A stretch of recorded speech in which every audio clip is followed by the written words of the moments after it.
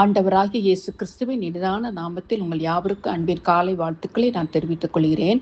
இந்த காலை வேளையிலே கர்த்தர் உங்களோடு பேசுகிற வார்த்தை, உன்னை அதிசயங்களை காண பண்ணுவேன், உன்னை அதிசயங்களை காண பண்ணுவேன். மேகா 7:15 சொல்கிறது. என கருமையான சகோதரனே சகோதரியே, வேதனையோடு கலக்கத்தோடு ஒவ்வொரு நாளையும் கடந்து வந்து கொண்டிருக்கிறீர்கள். இந்த நாளில் காலை வேளையில கர்த்தர் உங்களோடு பேசுகிறார். உன்னை அதிசயங்களை காண பண்ணுவேன் என்று சொல்கிறார். உங்களை திடப்படுத்துகிறார், பலப்படுத்துகிறார். அவர் உங்கள் வாழ்க்கையில் அதிசயங்களை காண செய்ய போகிறார். ஆமென். எரேமியா 32:27 சொல்கிறது, நான் மாம்சமான யாவருக்கும் தேவனாகிய கர்த்தர், என்னாலே செய்யக்கூடாத அதிசயமான காரியம் ஒன்று உண்டோ என்று கேட்கிறார். நீங்கள் மனதிலே கலக்கம் கொண்டலாம். என்னுடைய வாழ்க்கையில் அதிசயம் நடக்காது, இது எப்பொழுது நடக்க போகிறது? இத்தனை வருடங்கள் கடந்து வந்து விட்டேன், இத்தனை நாட்களை இவ்வளவாக வேதனையிலே கழித்து வந்து விட்டேன், இனிமேல் எங்கு அதிசயம் நடக்கப் போகிறது என்று சொல்லி கலங்கலாம். ஆனால் கர்த்தர் உண்மை உள்ளவர். மாம்சமான யாவருக்கும் தேவனாகிய கர்த்தர், என்னாலே செய்யக்கூடாத அதிசயமான காரியம் ஒன்று உண்டோ என்று சொல்கிறார். இன்று உங்களை பார்த்து சொல்கிறார், உன்னுடைய வாழ்க்கையில நான் அற்புதத்தை அதிசயத்தை செய்வேன் என்று சொல்கிறார். ஹல்லேலூயா. என கருமையானவர்களே, யோசுவா 5ஆம் அதிகாரத்தில் பார்க்கும் பொழுது, இஸ்ரவேல் ஜனங்கள் எகிப்தில் அடிமைத்தனத்திலிருந்து மீட்கப்பட்டு வரும் பொழுது, அவர்கள் பாவத்தின் அடிமைத்தனத்தில் அதிகமாக நொறுக்கப்பட்டிருந்தார்கள், வேதனை விட்டிருந்தார்கள். கர்த்தர் செங்கடலை இரண்டாக பிளந்து அந்த நிலத்தினை தரையிலே நடக்க செய்தார். இன்னும் அவர்கள் வானத்தின் மன்னாவினாலும் காடையினால் அவர்களை போஷித்தார் என்று சொல்லி பார்க்கிறோம். யோசுவா 5ஆம் அதிகாரம் 9ஆம் வசனத்தில் கர்த்தர் யோசுவாவை நோக்கி, இன்று எகிப்தின் நிந்தை உங்கள் மேல் இராதபடி புரட்டி போட்டேன் என்கிறார். ஹல்லேலூயா. என் தேவனுக்கு மகிமை உண்டாவதாக. இந்த நாளில் உங்களை பார்த்து கர்த்தர் சொல்கிறார், உங்கள் மேல் இருக்கிற நிந்தையை நான் புரட்டி போட்டேன். எங்கள் கலக்கத்தோடு வேதனையோடு என்னை அனைவரும் வேறு விதமாக பார்க்கிறார்களே, நிந்திக்கிறார்களே என்று சொல்லி கவலையோடு இருக்கலாம். உங்கள் நிந்தையை கர்த்தர் புரட்டி போட்டேன் என்கிறார். இனிமேல் உங்கள் நிந்தை இந்த வாழ்க்கையில் உங்கள் வாழ்க்கையில் கிடையாது.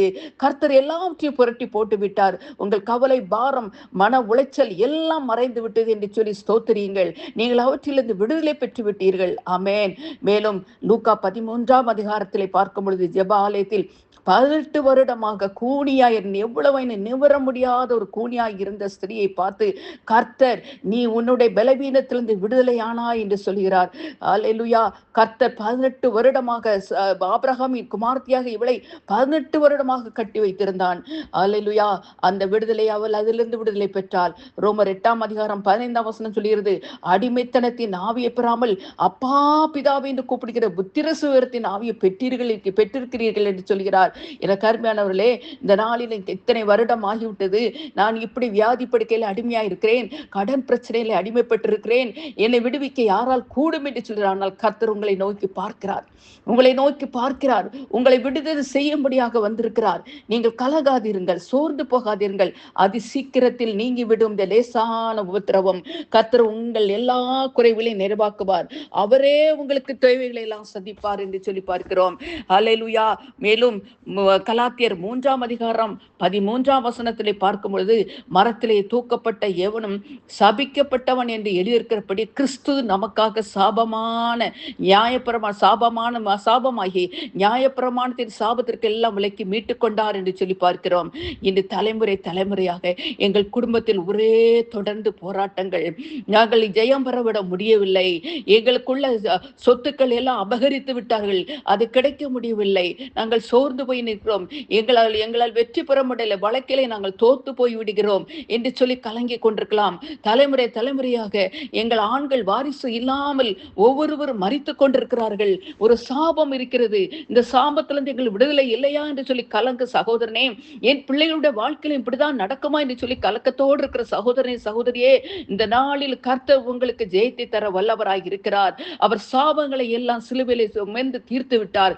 இனி உங்கள் வீட்டில் சாபம் இல்லை, உங்கள் பிள்ளைகளிடத்தில் சாபம் இல்லை, எல்லாம் அழிந்து போய்விட்டது. நீங்கள் கர்த்தருக்கு ஒப்பு கொடுத்து உங்களை ஜெபித்து விடுங்கள். ஹல்லேலூயா. யோசுவா 7ஆம் அதிகாரத்தில் பார்க்கும் பொழுது, அந்த இஸ்ரவேல் ஜனங்கள் மத்தியில் ஆகான் என்பவன் சாபத்தீடானதை எடுத்துக் கொண்டபடினாலே அந்த இஸ்ரவேல் ஜனங்கள் முழுவதிலும் பாதிக்கப்பட்டார்கள். ஒருவன் செய்த தவறினாலே இஸ்ரவேல் ஜனம் முழுவதும் பாதிக்கப்பட்டார்கள். தோல்வி மேல் தோல்வி. இதனால் அவர்கள் கர்த்தருக்கு தங்களை அர்ப்பணித்து ஆண்டவரிடத்தில் ஒப்பு கொடுக்கும் பொழுது கர்த்தர் அவர்களை மீட்டுக் கொண்டார், ஜெயத்தை தந்தார் என்று சொல்லி பார்க்கிறோம். எனக்கு அருமையான உங்கள் சாபங்களை நீக்க கர்த்தரால் மட்டும்தான் முடியும். அவர் கல்வாரி சிலுவையிலே வெற்றி சிறந்து விட்டார். பாவத்தினால் வந்த சாபங்கள், வியாதியினால் வந்த சாபங்கள், கடன் பிரச்சனையினால் வந்த சாபங்கள் எல்லாவற்றையும் மீட்டுக் கொண்டார் என்று சொல்லி பார்க்கிறோம். மேலும் யோவேல் 2:26 பார்க்கும்போது, நீங்கள் சம்பூர்ணமாய் சாப்பிட்டு திருப்தி அடைந்து உங்களை அதிசயமாக நடத்தி வந்த கர்த்தருடைய நாமத்தை துதிப்பீர்கள், என் ஜனங்கள் ஒருபோது வெட்கப்பட்டு போவதில்லை. ஹல்லேலூயா. ஆமே. நீங்கள் வெட்கப்பட்டு போவதில்லை, உங்கள் பிள்ளைகள் வெட்கப்பட்டு போவதில்லை, உங்கள் குடும்பத்தார் வெட்கப்பட்டு போவதில்லை. உங்களை அதிசயமாக இம்மட்டு நடத்தி வந்த தேவன் இன்னும் அதிசயங்களை காண செய்ய போகிறார். ஆமேன். நீங்கள் பலங்கொண்டு திடமனதா இருங்கள். கர்த்தர் உங்கள் வாழ்க்கையில் செய்ய போகும் அதிசயத்தை கண்டு பூரிப்பீர்கள். ஆமேன். கர்த்தரால் தேவனால் கூடாத காரியம் ஒன்றுமே இல்லை. ஹல்லேலூயா. ஆமேன். உன்னை அதிசயங்களை காண செய்வேன் என்று சொன்ன வார்த்தை இந்த நாளிலும் உங்களில் நிறைவேறிக் கொண்டிருக்கிறது. கர்த்தரை துதியுங்கள், மகிமைப்படுத்துங்கள். இயேசுவின் நாமத்தில் ஆமேன்.